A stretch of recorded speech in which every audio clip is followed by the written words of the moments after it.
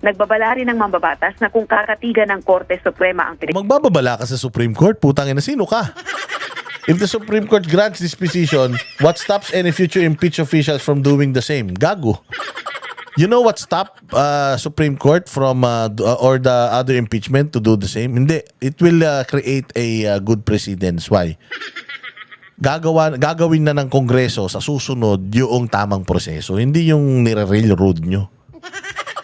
Nire-railroad nyo. So parang sinasabi niya dito, kapag kakinatigan ng Supreme Court si VP Sara, wala na. Lahat na ng mga i-impeach ng Congress, tatakbo na sa Supreme Court. Oo, tatakbo sa Supreme Court.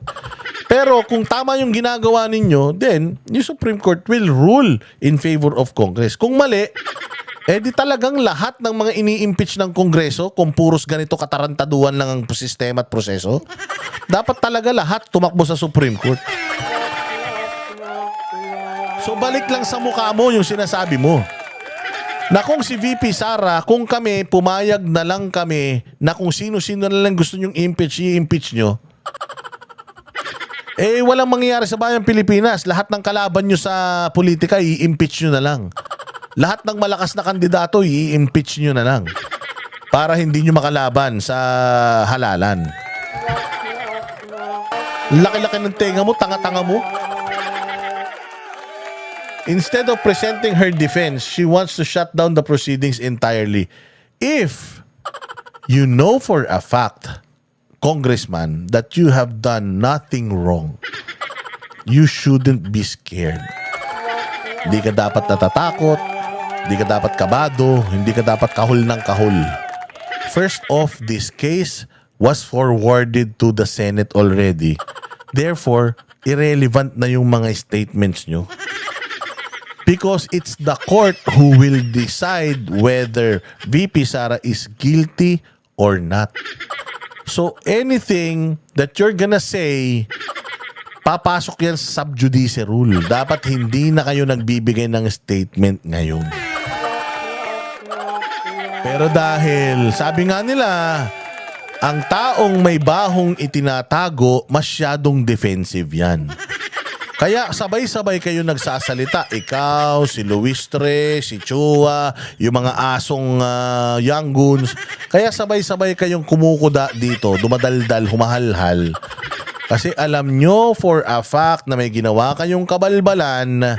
At kapag ka si VP Sara ay kinatigan ng Supreme Court dito, kahiya-hiya kayo. Baka bawiin yung mga binayad sa inyo. O baka ang usapan, makukuha nyo lang yung ipinangako sa inyo pag na-impeach si VP Sara. O baka kapag hindi na-impeach si VP Sara, hindi nag-proceed yung impeachment complaint, baka hindi nyo makubra yung mga ipinangako sa inyo. Sabi nito, that is not how democracy and accountability work. Bobo. This is part of the democracy. The reason why we have courts in the Philippines, dahil sa demokrasya, meron tayong mga karapatang pantao na dapat nating ginagamit in order to protect ourselves. Gunggong. Jill mo nga lun. Ako Bicol Party List. Putay na, oy baka naman House Impeachment Prosecutor. Putya, paano ka magiging prosecutor? Hindi ka naman abogado. Patay ka. Pagka binigyan ka ng mga technical na mga terms ng putya, galing pa naman ng abogado ni Putya Fortune, yung pinakamatandang Fortune, Diyos mio. Yung season, ang galing. Baka, putang ina yung season, baka matai ka dun. Magdabaong kang diaper baby ka pa naman. Dabaong kang diaper, baka maihi ka sa salawal mo. Pangulong Duterte, na putya, ginisan nyo dyan sa Kongreso, ano nangyari? Nagmukha kayo lahat mga sanggol. Pati nga sa Senado, si Coco Pimentel, walang nagawa Kay Duterte, galit na yan kay Duterte dahil tinanggal siya sa PDP. O nagmukha siyang sanggol dyan sa Senado. Ikaw pa kaya? Tingnan mo yung mga kakupal na mga abogadong mga kasama mo dyan. Si Gutierrez, anong ginawa? Anong sinabi ni Pangulong Duterte? You may be good in speaking English but the people does not understand you. Ayusin mo yung pagsasalita mo. Na-contempt nyo si Duterte? Hindi. What more? If Duterte is the lawyer of VP Sara plus yung biyenan, the father and the father-in-law is gonna be one of the counsel. Tapos itong si Fortune na napakahusay din at saka itong Season. Naku po. Oo, sigurado ko, sir, yung ngiti mo na yan, putang ina, ma-expose ka dito, wala kang alam sa batas. Magiging kang prosecutor. Ultimong yung pagdulog sa tamang ahensya ng gobyerno, mali sa'yo. Ibig sabihin, wala kang jutak. Ang depensa, nais pang ipahinto ang impeachment proceedings. Dagdag pa nito, hindi ganito ang pag-iral ng demokrasya at pananagutan. Nagbabala rin ng mambabatas na kung kakatigan ng Korte Suprema ang Magbababala ka sa Supreme Court? Putang ina, sino ka? If the Supreme Court grants this petition, what stops any future impeached officials from doing the same? Gago. You know what stop Supreme Court from or the other impeachment to do the same? Hindi. It will create a good precedence. Why? Gagawin na ng Kongreso sa susunod yung tamang proseso. Hindi yung nire-railroad nyo. Nire-railroad nyo. So parang sinasabi nyo dito, kapag kakinatigan ng Supreme Court si VP Sara, wala na. Lahat na ng mga i-impeach ng Congress, tatakbo na sa Supreme Court. Oo, tatakbo sa Supreme Court. Pero kung tama yung ginagawa ninyo, then yung Supreme Court will rule in favor of Congress. Kung mali, di talagang lahat ng mga ini-impeach ng Kongreso, kung puros ganito katarantaduhan lang ang sistema at proseso, dapat talaga lahat tumakbo sa Supreme Court. So balik lang sa mukha mo yung sinasabi mo. Na kung si VP Sara, kung kami, pumayag na lang kami na kung sino-sino na lang gusto nyong i-impeach nyo, walang mangyayari sa bayang Pilipinas. Lahat ng kalaban nyo sa politika, i-impeach nyo na lang. Lahat ng malakas na kandidato, i-impeach nyo na lang. Para hindi nyo makalaban sa halalan. So sasabog din sa mukha mo yung sinasabi mo. Ngayon, kung sakaling gawin ng Supreme Court, imanalo si VP Sara sa argumento na ito, matututo na siguro kayo, dumaan kayo sa tamang proseso. Ayusin nyo yung pagfa-file ninyo ng mga impeachment dyan. Hindi yung merong 3 impeachment. Ultimong Makabayan Black nagtatanong ano na nangyari dun sa 3 impeachment. Tapos biglang nagkaroon ng pang-4, i-final same day na ipasa sa Senado. Tangina, yan yung mga irregularities dyan. Tama, mali. Merong 3 impeachment Mini-media yan. Kada may magfa-file ng impeachment, merong media. 3 yung i-final. Walang nangyari sa 3. Gigil na gigil pa nga si Sendenya. Sabi ni Sendenya, ano na nangyari dun sa final namin? 1 buwan na. Walang nangyayari sa 3, tapos biglang may pang-4. Nung araw na yon in-endorse, nung araw na yon nakakuha ng pirma, nung araw na yon na-transmit sa Senado. Nasaan yung regularities dun? Kaya ka tain-tae. Kaya kayo tain-tae at gigil na gigil. Kaya kayo tain-tae at gigil na i-impeach si VP Sara at ayaw nyo dito sa Supreme Court through proceedings na ito, petition, dahil alam nyo sa sarili nyo, puros kayo kabalbalan.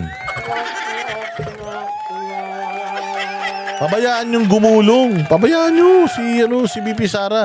Maganda nga, matalo si VP Sara dyan. Kung natalo si VP Sara dyan, di pagtatawanan nyo yan. Tangina ka, punta-punta ka pa sa Supreme Court, babaita ka, o ano ka ngayon. Tuloy ang impeachment, hindi mo na mapipigilan yan, di ba? It's gonna be +1 for you and -1 for VP Sara. Ba't ka gigil na gigil?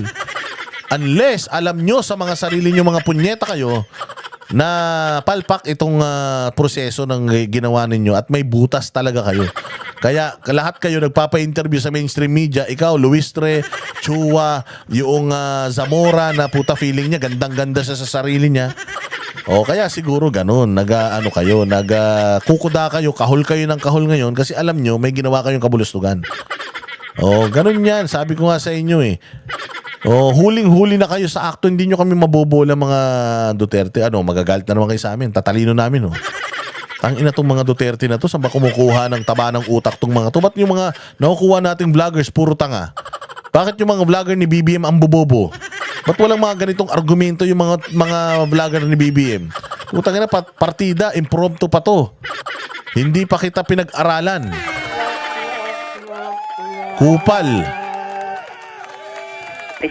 Magiging walang silbi ang impeachment at mapapahina ang abilidad ng Kongreso na i-check ang pag-abuso sa kapangyarihan ng mga... Gago, gawin nyo lang yung trabaho nyo. Ganun lang yun, wag kayong mamulitika. Yun lang yun. Kasi tingnan mo ha, putang ina nyo, tingnan nyo yung articles of impeachment nyo, ang hina. Putya the fact na nilagay nyo yung salin dyan, kayo ba? Kayo ba, malinis salin nyo? Nilagay nyo yung salin eh. Lagi yan. Pag may impeachment, lagi nakalagay yung salin. Kasi alam nyo na mga congressman na hindi tama yung mga pinaglalagay nyo sa mga salin nyo. Pusta tayo. Labasan kayo lahat ng salin. Putang ina nyo, mga congressman at saka mga senador. Tingnan natin kung akma yung salin nyo sa lifestyle ninyo. Tingnan natin kung yung mga 50 million na mga relos nyo nakadeclare sa salin nyo. Bilis. Ulul. Ang ina nyo lahat. Kaya hindi ba sinabi nga ni Miriam Defensor Santiago dyan, Panginoon, bigyan mo ko ng isa pang buhay para lahat ng mga kurakot na mga kasamahan ko rito, imbestigahan ko lahat ng mga salin nila. Ano? Sino dito? Magtaas ang kamay nang malinis ang salin. Hindi ba ang ginagawa ninyo pag malapit na ang eleksyon? Yung mga pera nyo, nilalabas nyo sa bangko, tapos nilalagay nyo sa kung saan. Para pag chinek yung salin nyo, walang laman yung bangko nyo. Pero wini-withdraw nyo lang yung pera nyo. Ginagawa nyo nga, minsan binibili nyo ng property. Oh, bakit ko nasabi? Merong isang senador ngayon ang bumili ng property namin dyan sa Cubao. Sa halagang 45 million. Oh, binili yung property. Alam mo kung bakit? Kasi tatakbo senador. Pagkapanalo, putang ina yung binili niyang lupa namin, binenta rin niya. Kasi nga ganun ang ginagawa ninyo. Lahat ng mga pera ninyo, inilalabas ninyo, tapos binupunta nyo sa iba para pag chinek, yung pera nyo sa bangko ko konti. Hindi ba? Mababa, yung salin nyo, lahat nasa property. Ganun din ang ginagawa nyo. Yung mga pera nyo na kinukulimbat sa gobyerno, pupunta ba yan sa bangko nyo? Hindi. Nilalagay nyo rin yan sa mga properties, sa mga dummy accounts nyo.